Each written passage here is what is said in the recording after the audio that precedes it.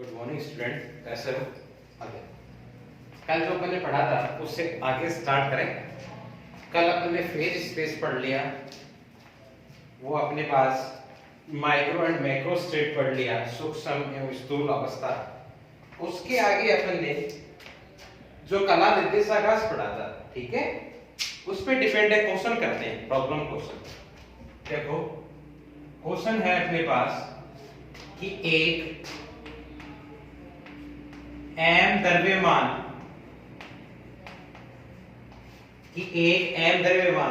व न्यू आवृत्ति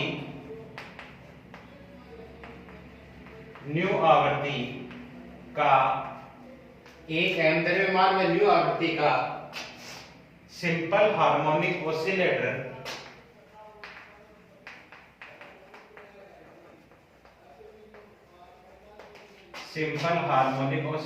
है। इसकी ऊर्जा परास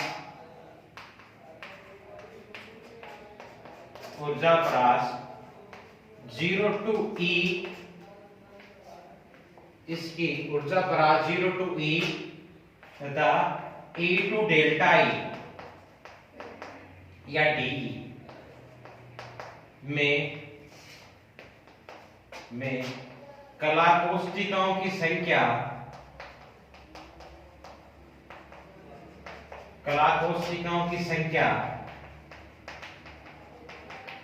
ज्ञात करो। ये एक इंपॉर्टेंट क्वेश्चन है कि एक एम द्रव्यमान में न्यू आवृत्ति का सिंपल हार्मोनिक ऑसिलेटर है, इसकी एनर्जी 0 to E व E plus DE में कला कोष्ठिकाओं की संख्या ज्ञात कीजिए। अब देखो, इसको सोल्व करने के लिए अपन को पता है क्या कि सिंपल हार्मोनिक ऑसिलेटर की टोटल एनर्जी कितनी होती है। तो टोटल एनर्जी E का फॉर्मूला होता है अपने पास क्या, इसकी काइनेटिक एनर्जी प्लस इसकी पोटेंशियल एनर्जी। तो काइनेटिक एनर्जी होती है आपके पास 1/2 mv² प्लस इसकी पोटेंशियल एनर्जी 1/2 kr², ये होती है ना। चलो ठीक है, अब 1/2 mv² इसको अपन रिप्लेस करते हैं। इसको मैंने लिख दिया p²/2m प्लस 1/2 kr², ठीक है। अब ये E है, इस E को अपन यहाँ डिवाइड में रिप्लेस करें तो यहाँ हो जाएगा 1 is equal p²/2me plus kr²/2e, ठीक है। अब देखो 1 इज इक्वल p²/2me प्लस इसको मैं x²/2e/k लिख सकता हूं, इक्वेशन फर्स्ट, ठीक है। अब देखो इक्वेशन फर्स्ट है, इक्वेशन फर्स्ट को आप आराम से देखो। ये जो इक्वेशन फर्स्ट है ये दीर्घवृत्तीय आपके पास इक्वेशन है इलिप्स की। इसकी इक्वेशन है इलिप्स की। इलिप्स की इक्वेशन आपके पास क्या होती है कि x²/a² plus y²/b² is equal 1। दीर्घवृत्तीय equation, ellipse equation x²/a² plus y²/b² is equal 1। इस वाली इक्वेशन को इससे कंपेयर करते हैं, कंपेयर करेंगे तो आपके पास a की वैल्यू तो आपके पास कितनी हो गई 2e/k का रूट, और b की वैल्यू कितनी हो गई आपके पास √2me, यही हो गई ना आपके पास। इस इक्वेशन को इससे कंपेयर करें तो a इज इक्वल 2e/k और b इज इक्वल √2me। तो अतः एलिप्स का आपके पास एरिया, क्षेत्रफल कितना होगा आपके पास एरिया, तो एरिया A इज इक्वल, इसका फॉर्मूला होता है पाई AB। एलिप्स का area A is equal pi AB, ठीक है। तो A इज इक्वल पाई आपके पास एज इट इज, A की वैल्यू पुट अप करो तो 2e/k का रूट, B की वैल्यू पुट अप करो, B की वैल्यू पुट अप करेंगे तो आएगा आपके पास 2me, ठीक है अपने पास। तो देखो A is equal pi as it is, 2 आ जाएगा, E आ जाएगा और रूट में m/k ऐसा का ऐसा। ये आपके पास इक्वेशन नंबर सेकंड। अब अपन को ये पता है सिंपल हार्मोनिक ऑसिलेटर का टाइम पीरियड कितना होता है। Time period t is equal होता है 2 pi into M upon K. Direct formula अपन को पता है सिंपल हार्मोनिक ऑसिलेटर का time period t is equal 2 pi into M upon K. Equation third. इन दोनों इक्वेशन को कंपेयर करो। इन दोनों इक्वेशन को कंपेयर करें मतलब ये t की वैल्यू है ना 2 पाई एम अपॉन के, यहां रिप्लेस कर देते हैं। रिप्लेस करेंगे तो a इज इक्वल आपके पास कितनी आ जाएगी e इंटू टी। ठीक है, अब देखो a is equal e into t. T आपके पास क्या टाइम पीरियड। टाइम पीरियड की वैल्यू होती है t is equal to 1 upon nu frequency. तो a is equal e t की जगह 1 अपॉन क्या लगा दिया, न्यू लगा दिया। ठीक है, अब देखो ये तो आपके पास एनर्जी आ गई, आपके पास किस में एरिया आ गया 0 टू e एनर्जी के लिए। अपन को पूछा है e व e प्लस d में, तो अपने पास इक्वेशन जो सेकंड है ना, सेकंड से मैं क्या लिख सकता हूं d a is equal 2 pi m upon k और ये d e लिख सकते हैं ऐसा। इसी फॉर्म में अपन इसको लिखना चाहें तो dt is equal 2 pi m upon k का रूट। ठीक है, इस वाली फॉर्म में आपके पास इक्वेशन क्या हो जाएगी dA बराबर dE अपॉन न्यू। ये आपके पास कला कोष्ठिकाओं की संख्या हो जाएगी 0 टू E एनर्जी लेवल के लिए। इस क्वेश्चन में आपको ये भी पूछ सकता है मतलब जो ये सिंपल हार्मोनिक ऑसिलेटर होगा इसका पाथ क्या होगा। मतलब m मास और न्यू फ्रीक्वेंसी का सिंपल हार्मोनिक ऑसिलेटर इस एनर्जी लेवल में है तो इसका पाथ क्या होगा। तो पाथ तो आप डायरेक्ट बता दो कि एलिप्स पाथ होगा। क्यों, आपने एनर्जी ली, सोल्व किया, एलिप्स की इक्वेशन आई, मतलब इस हार्मोनिक ऑसिलेटर का पाथ क्या होगा, एलिप्टिकल होगा, एलिप्स होगा। ठीक है, फिर इस एनर्जी लेवल में आपके पास कला कोष्ठिकाओं की संख्या कितनी होगी आपके पास, तो dA is equal dE upon d new हो जाएगी। ये आपके पास एक इंपॉर्टेंट क्वेश्चन था। ठीक है, तो देखो अपने पास फेज स्पेस मतलब कला निर्देश आकाश हो गया, माइक्रो एंड मैक्रो स्टेट हो गई और ये एक इंपॉर्टेंट क्वेश्चन हो गया। अब देखो फेज स्पेस में अपन आगे बढ़ते हैं। फेज स्पेस में अपने पास कला बिंदु, कला बिंदु इसको बोलते हैं फेज पॉइंट। क्या बोलते हैं, phase point, important phase point. अब देखो फेज पॉइंट क्या होता है। अब देखो फेज पॉइंट क्या होता है, आपने ये पढ़ा था फेज स्पेस में। डायग्राम अपने पास ये होता है। ठीक है, ये अपने पास एक्सिस, ये वाई एक्सिस, ये जेड एक्सिस, ये ओरिजिन पॉइंट O, इस एक्स के रेस्पेक्ट में P एक्सिस, इसके रेस्पेक्ट में ये PY, इसके रेस्पेक्ट में ये PZ। ठीक है, तो फेज स्पेस कला निर्देशाकाश में तीन तो स्थिति निर्देशांक मतलब तीन तो पोजीशन कोऑर्डिनेट। तो यहां आपके पास position coordinate, position coordinate, position coordinate कितने हो गए x, y और z। आपके पास 3 momentum coordinate, momentum coordinate, momentum coordinate कौन कौन से हो गए, px, py और pz।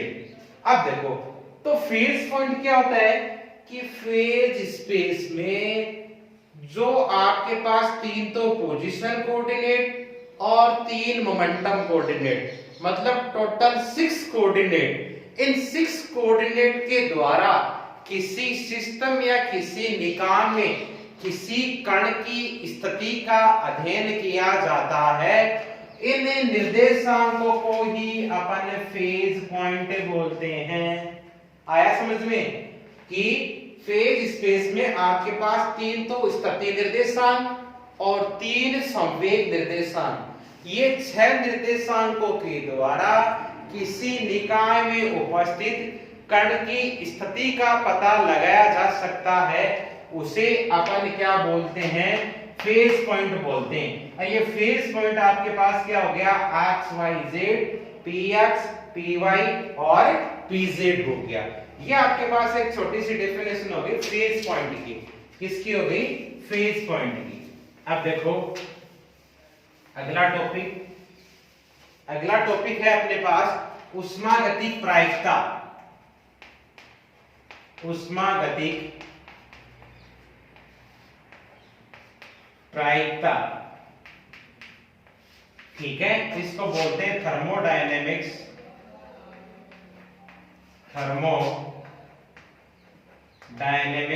प्रोबेबिलिटी, थर्मोडायनेमिक्स प्रोबेबिलिटी, ठीक है। ये उष्मागतिक प्रायिकता क्या होती है, इंपॉर्टेंट होती है, इंपॉर्टेंट डेफिनेशन समझ लो। देखो उष्मागतिक प्रायिकता अपने पास क्या होती है कि उष्मागतिक प्रायिकता थर्मोडायनेमिक्स प्रोबेबिलिटी कि अपने पास एक सिस्टम है, ठीक है, इस सिस्टम के संगत कोई स्थूल अवस्था है, स्थूल अवस्था का मतलब मैक्रो स्टेट।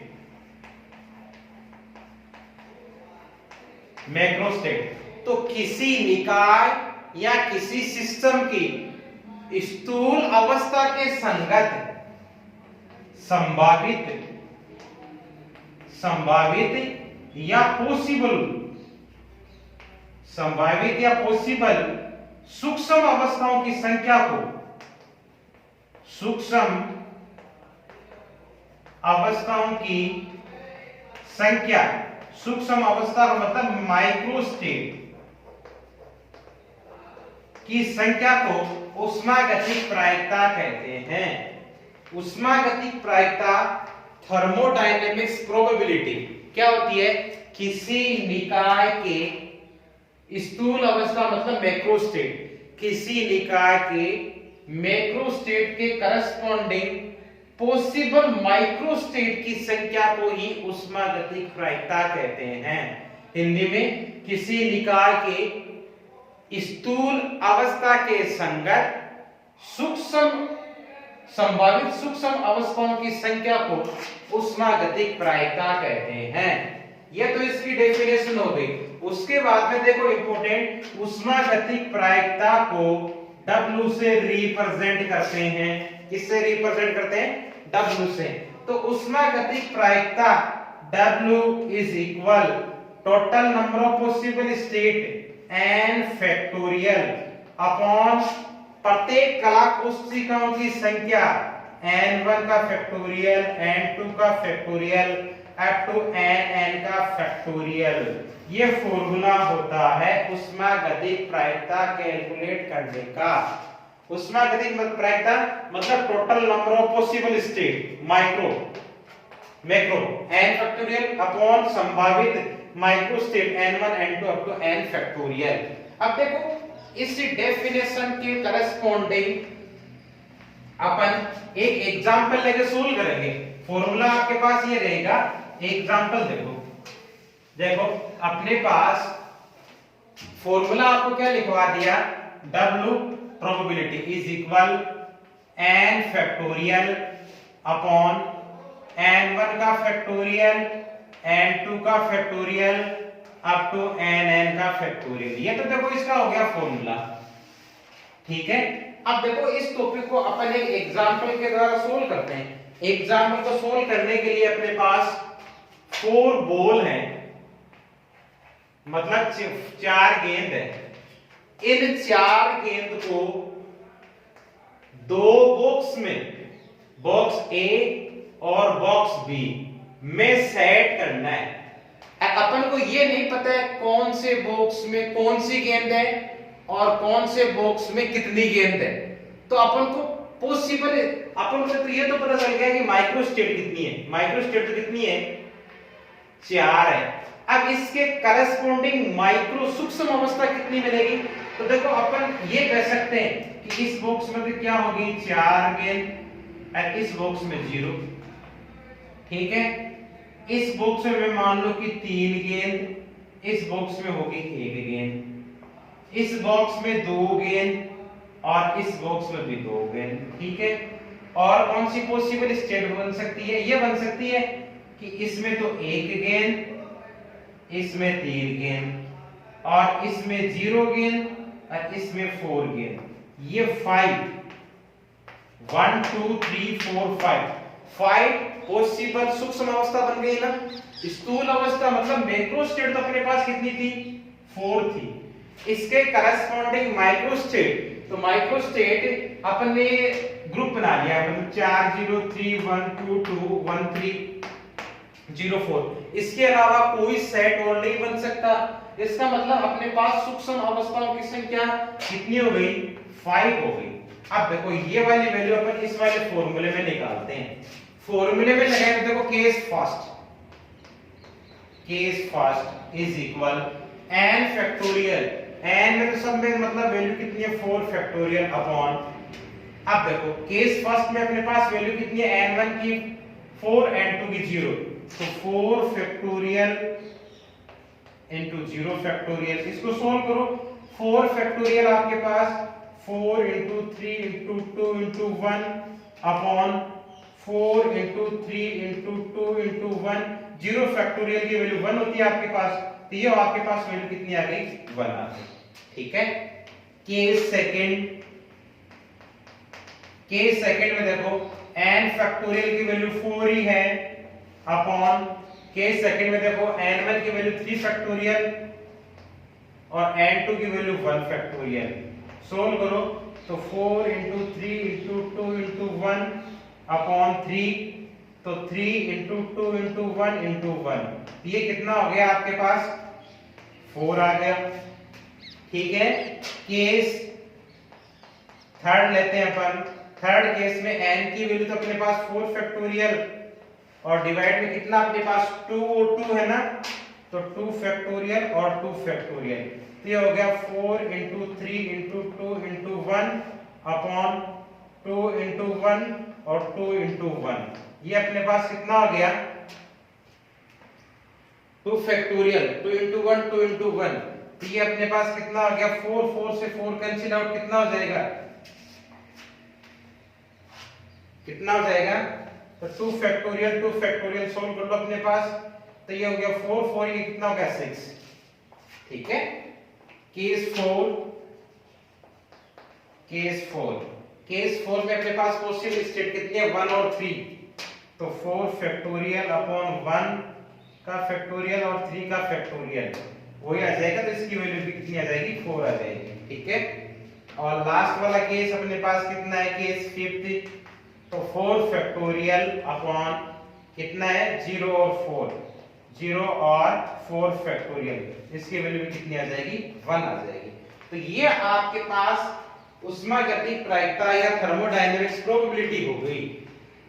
तो इसका फॉर्मूला क्या हो गया, डेफिनेशन सुन लो पहले आराम से, तो कि किसी भी निकाय के स्थूल अवस्था के संगत संभावित सूक्ष्म अवस्थाओं की संख्या को ऊष्मागतिक प्रायिकता कहते हैं। मतलब मैक्रो स्टेट के करस्पॉन्डिंग पॉसिबल माइक्रो स्टेट की संख्या ऊष्मागतिक प्रायिकता, और इसका formula W is equal n factorial. इसका अपन ने एग्जांपल लिया, एग्जांपल में क्या लिया कि 4 बॉल है अपने पास, 4 बॉल को अपन को 2 बॉक्सों में ऐसे अरेंज करना है, अपन को पता नहीं कौन से बॉक्स में तो कौन सी गेंद है और कौन से बॉक्स में कितनी गेंद है, तो अपन ने ग्रुप बना लिए। तो 2 बॉक्सों के लिए 4 बॉलों को अरेंज करने के लिए ये ग्रुप बनेगा, मतलब 5 सेट बन गए 5 सेट, ये इसकी हो गई माइक्रो स्टेट, ठीक है। इनको अपने इसके फॉर्मूले में रख के अपने सॉर्ट आउट कर लिया, ये अपने नोटबुक में लिख लेना आप। ये हो गया आपके पास ऊष्मागतिक प्रायिकता थर्मोडायनेमिक्स प्रोबेबिलिटी, ठीक है। अब देखो नेक्स्ट अपने पास आएगा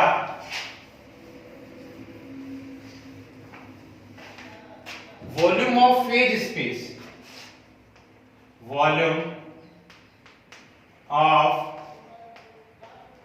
फेज स्पेस, कला निर्देशाकाश का आयतन। अब देखो वॉल्यूम ऑफ फेज स्पेस क्या होता है, टोटल वॉल्यूम। इसमें देखना फेज स्पेस कला निर्देशाकाश, देखो ये अपने फ्रेम बना ली, ठीक है, x axis, y axis, z axis, point O, ठीक है, इसके करस्पॉन्डिंग पी एक्स,